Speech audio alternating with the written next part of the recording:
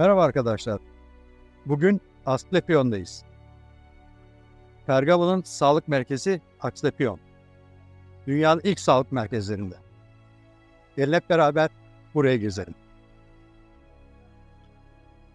Keyifli seyirler.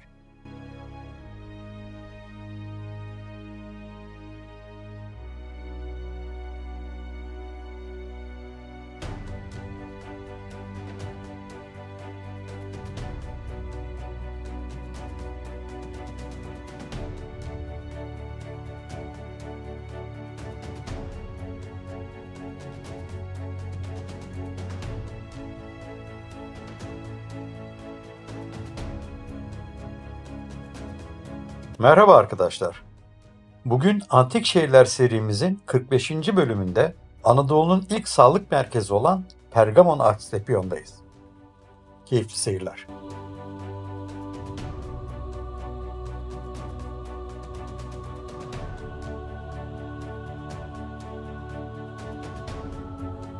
Merhaba arkadaşlar. Şu an bulunduğumuz yer Asklepion'un sağlık merkezinin kutsal, üstü de kapalı olan kutsal yürüyüş alanı. Kutsal demesinin sebebi o zamanlar sağlıkla ilgili tanrıların gazabı, tanrıların cezası olarak biliniyordu. O yüzden kutsal bir alana giriyoruz ve hastalıkların tedavisini kutsal yollardan, kutsal şifalı yerlerden bekliyorlar. Hadi bakalım Asklepion nasıl bir yer? Daha önce vardı kanalımızda, bir kez daha tanıtalım.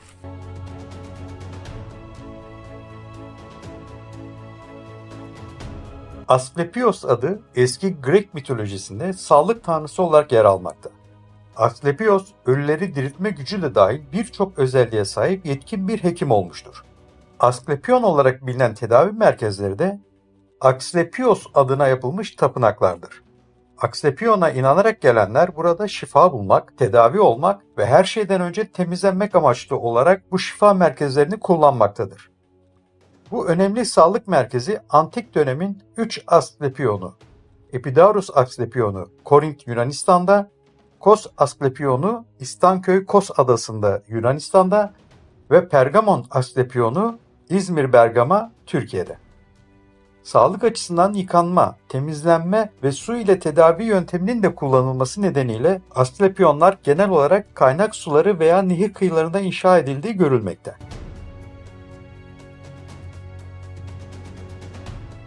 Mitolojide Asklepion ve hekimlik.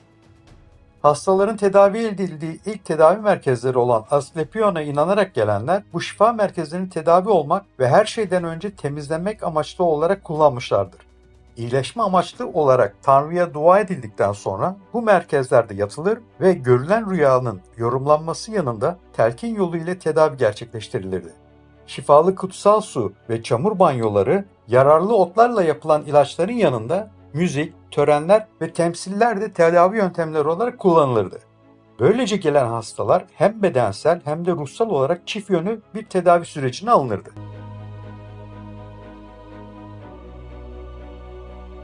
Asklepios, eski Grek mitolojisinde sağlık tanrısıdır. Asklepios'un gerçek hayatta yaşamış ve önemli başarılar elde etmiş bir hekim mi, yoksa sadece varlığına inanılan bir efsane mi olduğu kesin olarak bilinmemekte. Bu konuda 2 tane efsane söz konusu.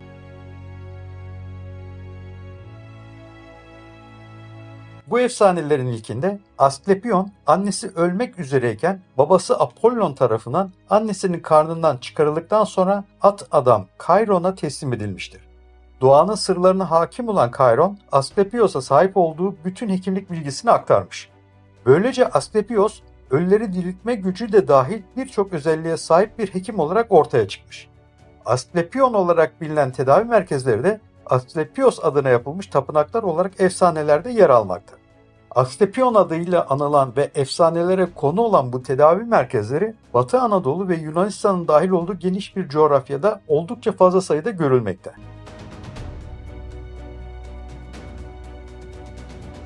İkinci efsaneye göre Teselya kralı Plekas'ın kızı Koronis Apollo'dan hamile kalır. Ancak bu sırada Koronis Arkadya'dan gelen bir yabancıyla da birlikte olur. Bu olayı Apollon'a kutsal kuşu Kuzgun haber verir. Apollon da öfkesinden bembeyaz kuşun tüylerini simsiyah yapar. Sonuçta Koronis'i korkunç bir cezaya çarptırır. Bir odun yığının üzerine diri diri yanacaktı. Apollon kendi kanından bu çocuğun yok olmasına dayanamaz. Bu nedenle ölünün karnından çocuğu çıkarır. Büyütmesi için at adam Kairon'a teslim eder. Bu olay hekim tanrının kurtarıcı olarak yetişmesinin bir simgesidir. Asklepios'a hekimlik sanatını öğreten Kairon, doğanın içinde yaşayan ve doğanın sırlarına ermiş bir varlıktır.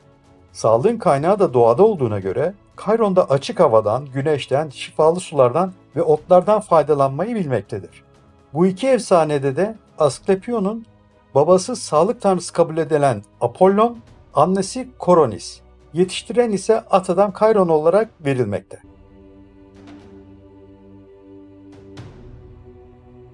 Asklepios, hekimliğin ve cerrahlığın bütün bilgilerini edinir. Hatta ölüleri diriltmeye başlar. Tanrıça Athena, Gorgo canavarı öldüğü zaman bedeninden akan kanı toplar ve Asklepios'a verir. Gorgo'nun sağ tarafındaki damarlarda dolaşan kan zehirli, sol tarafındaki damarlardaki ise faydalıdır. Bu şifalı kanalı Asklepios ölüleri diriltmek için kullanır. Ancak Zeus, doğal düzeni bozan bu hekim tanrıdan kuşku duymaya başlar. Asklepios'un üzerine yıldırımlarını salar ve yıldırım onu yok eder. Apollon da oğlunun öcünü alarak Zeus'a yıldırımı bağışlayan Kiklopları öldürür. Asklepios'un sanatı kızı Hygieia ve Asklepiades olarak bilinen sıkı bir lonca düzeni içinde birleşen hekimler aracılığıyla ilk çağ sonuna dek sürdürülmüştür.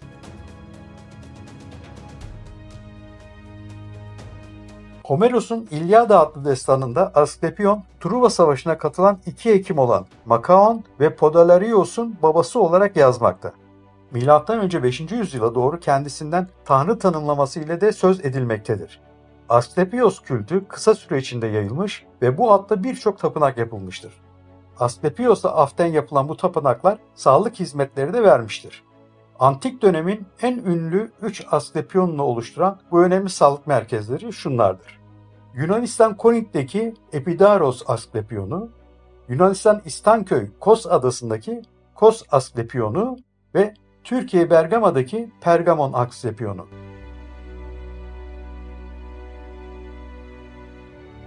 Yukarıda verilen antik çağın bu 3 sağlık merkezinden en ünlüsü Batı Anadolu'da bulunan Bergama'daki Pergamon Asklepion'udur. Aynı dönemde kurulan diğer iki sağlık merkeziyle birlikte aynı işlevi, yani sağlık tanrısına adanmış hem tapınma yeri hem de şifa bulunan sağlık merkezi işlevi görmektedir. Akılcı tıp geleneğinin başladığı dönemin en önemli hekimleri bu Asklepionlarda yetişmiştir.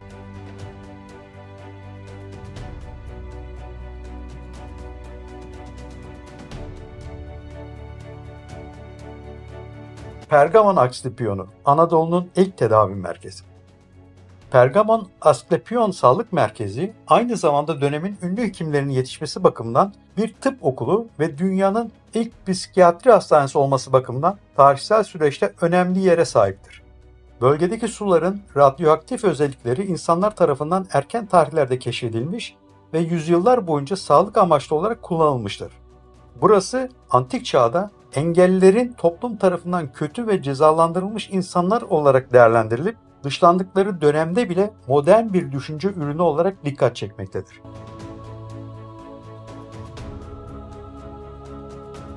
Pergamon Asklepionu, Spartalılarla aynı dönemde M.Ö. 5. yüzyılın ortalarında Ege bölgesinin kuzeyinde Bergama bölgesinde yer almakta. Bu Asklepion, Geyikli Dağı'nın yamaçlarında kuytu bir vadi içinde şifa verdiğine inanılan su kaynaklarının bulunduğu düzlükte kurulmuştur.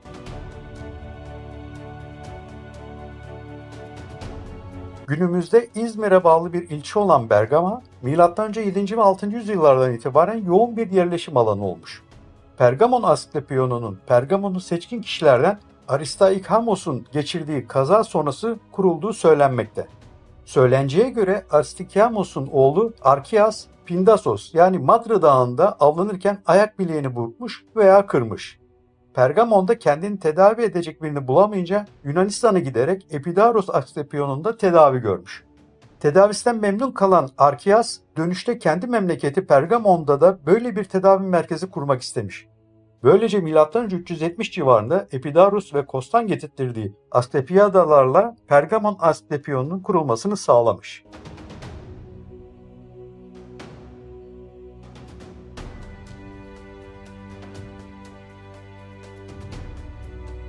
Pergamon Asklepionunda tedavi. Asklepionlarda 3 temel tedavi yöntemi uygulanmaktadır. Bunlar perhiz, sıcak, soğuk banyo ve beden hareketleri. Asklepion'un hekimleri hastalarına burada çamur banyosu yaptırmakta, bitkilerden elde ettikleri ilaçları kullanmakta, ayrıca onların spor ve müzikle uğraşmalarını sağlamakta. Burada rüyalar yorumlanmakta, telkin yoluyla hastaların iyileşmelerine yardımcı olunmakta. Gerektiğinde ameliyat gibi işlemler de yapılmakta. Terapi için en çok su sesinden yararlanılmakta. Bu nedenle Asklepion telkin ve inanç yoluyla iç içe geçmiş tıbbi, cerrahi ve paramedikal tedavileriyle dönemin en önemli sağlık merkezlerinden biri konumuna erişmiş. Balıkesirli ünlü hatip Aelius Aristides'in 13 yıl kaldığı Asklepion'da tuttuğu günlüklerden hastanede kullanılan tedavi yöntemleri hakkında bilgi sahibi olunmaktadır. Günlüklere göre dertlerine deva arayan hastalar hastanenin hemen dışında kurulan bir poliklinikte ön muayeneden geçirildikten sonra burada Asklepiades olarak da adlandırılan din adamı hekimlerince karşılanmakta ve muayene edilmekteydi. Ölümcül hastalar ve hamileler içeri alınmazdı. Ölümcül hastalığı olup tedavisi mümkün olmayanlar dışında hangi sınıftan, hangi ırktan, hangi dinden olursa olsun herkesin hastaneye kabul edildiği anlaşılmakta.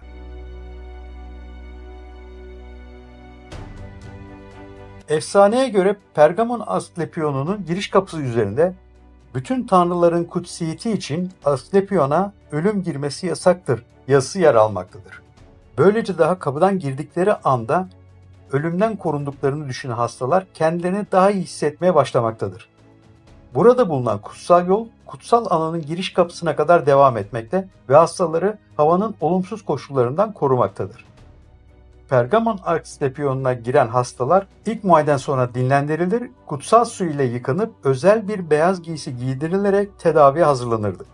Hastaların tedavileri büyük kapıdan girer girmez başlamaktaydı.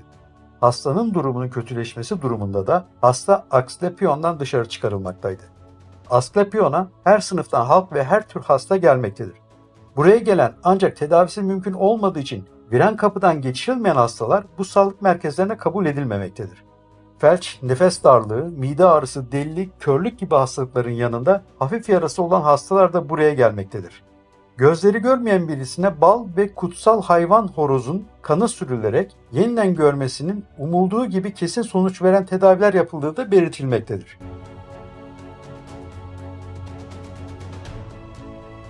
Asklepion'da uygulanan tedavilerinden en önemlisi telkin yolu ile tedaviydi.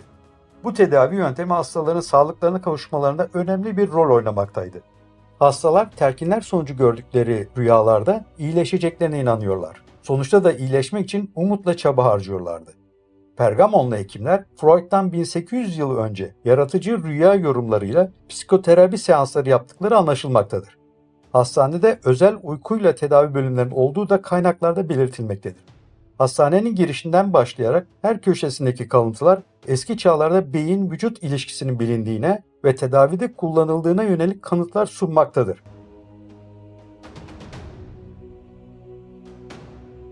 Hastanenin merkezindeki kutsal alan olarak adlandırılan yer ile tedavilerin yapıldığı dairevi yapıyı bağlayan bir yeraltı tüneli yer almaktadır.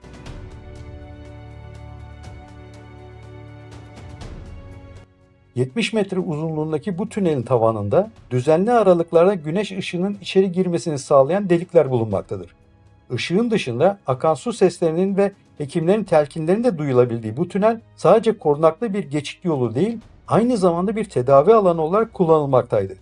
Burada hastalara hitap eden hekimler uyku sırasında da telkinlerini sürdürürlerdi. Bu etkileşim sonucu ortaya çıkan rüyaların tedavi edici etkisi olduğuna inanılırdı. Asklepion'da kullanılan bir diğer tedavi aracı ise sudur. İçeriğinde radyoaktivite bulunan kaplıcalar, çamur banyoları günümüzde bile kullanılan ılıca özelliğini korumaktadır. Tüneldeki tedavilerden sonra bir daire çevresine inşa edilmiş tedavi alanına ulaşan hastalar çamur kaplıcalarında ve şifalı su banyolarında yıkanmaktaydı. Daha sonra özel olarak yapılmış taraçada vücutlarını, özellikle hasta olan bölgelerini güneşin iyileştirici ışınlarına bırakırlardı.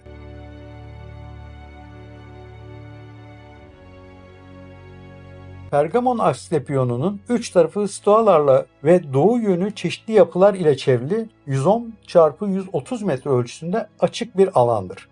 İçinde 3500 kişilik tapınak, kütüphane, tiyatro, hastane, tuvaletler, staolar, tünel ve havuz yer almaktadır.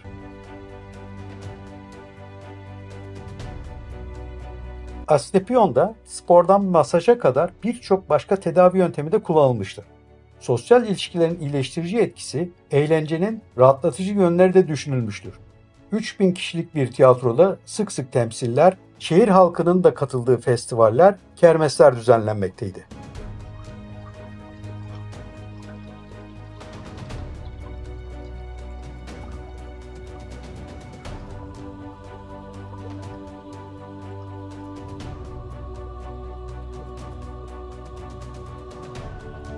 Pergamon'a bağlı Asklepion Sağlık Merkezi'nde dünyanın ilk hastanelerinden birindeyiz. Şu an bulunduğumuz koridor, şöyle göstereyim size, telkin koridoru diye geçiyor. Şu yukarıda görmüş olduğunuz boşluklardan yukarıdan hastalara telkin ediyoruz. İyi olacaksın, iyisin, çok daha iyi olacaksın diye. Gecenin karanlığında yukarısı görünmüyor. Gündüzde kapatılıyordu zaten. Buradan geçen hastalar da burada sanki tanrılardan şifa geliyormuş gibi, tanrıların sesini duyuyormuş gibi ve özellikle İncil'de bile olan kutsal su olayı zaten buradan geliyor. Ve bu su sesiyle ve yukarıdan gelen de ilahi sesle birlikte hastalar iyileşiyordu. Hastaların iyileşmenin en önemli kaynağı inanç.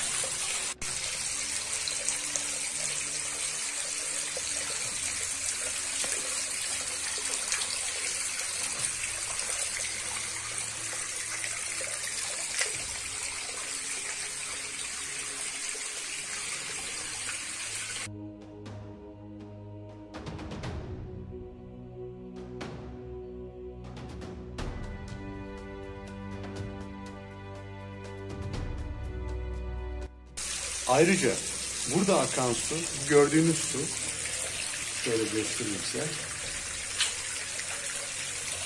Yıl 2000, 2023 ile 2000 değil. 1000 sene öncesine de gidersek 3000 yıldır akan bir su ve günümüzde hala akmaya devam ediyor.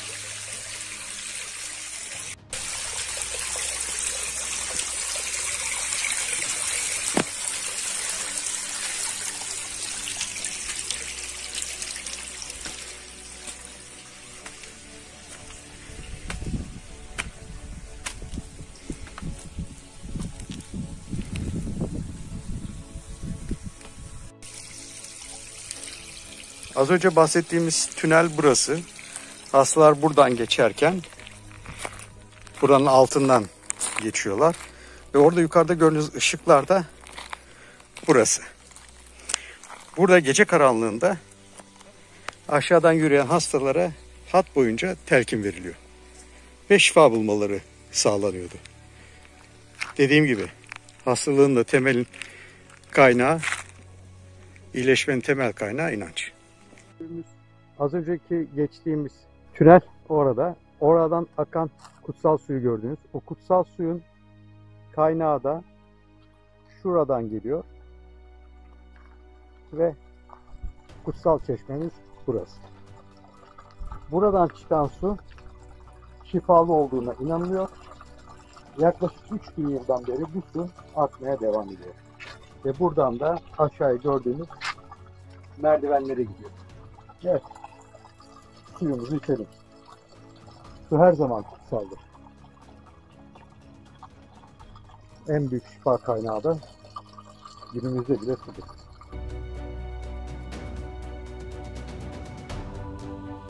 Giriş kapısından sonra yaklaşık 1 kilometrelik yaya olarak kat edilen, iki yanda sütunların dizili olduğu yolda birçok dükkan bulunmaktaydı.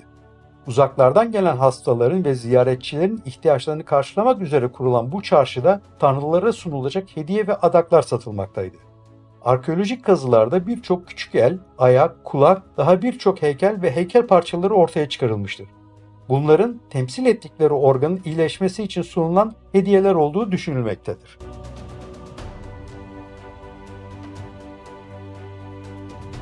Anadolu, Roma İmparatorluğu hakimiyetine girdikten sonra başta Pergamonlu Galen olmak üzere birçok hekim tıbba önemli katkı yapmışlardır. Rönesans'a kadar neredeyse 1500 yıl boyunca tıp alanında adından en çok söz edilen hekimlerin başında gelen Galen, milattan sonra 2. yüzyılda Pergamon'da doğmuştur. Burada tıp, felsefe ve matematik eğitimi görmüştür. Ekonomik durumu yerinde olan babasının desteğiyle antik çağın önemli merkezlerine giderek bilgisini, görgüsünü, mesleki deneyimini arttırmıştır.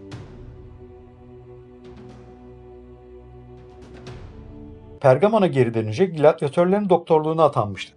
Bu işi ona ortopedi ve cerrahi hastalıklar alanında tecrübesinin artmasına, anatomi bilgisinin zenginleşmesine fırsat vermiştir. Daha sonra 3 Roma İmparatorluğu'nun doktorluğunu yapan Galen, neredeyse bütün alanlara ilgi duymuş ve ilgi duyduğu alanlar hakkında yazılar yazmıştır. Galen'in cerrahiden psikiyatriye, anatomiden fizyolojiye, felsefeden etiğe, farmakolojiden botaniğe yazdıklarından günümüze kalan 20 ciltten fazla eseri bulunmaktadır.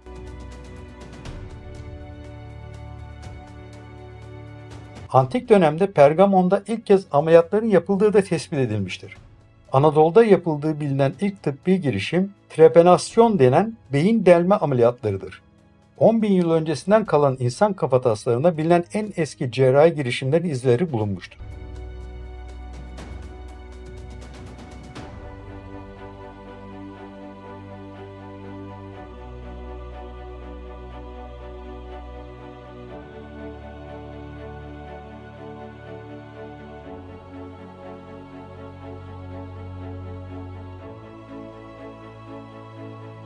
İzmir Bergama'daki Pergamon Asklepion'undan bu kadar. Umarım yararlı olmuştur. Gelecek bölümde başka antik kentte görüşmek üzere, şimdilik hoşça kalın. Bu arada kanalımızı takip etmeyi unutmayın.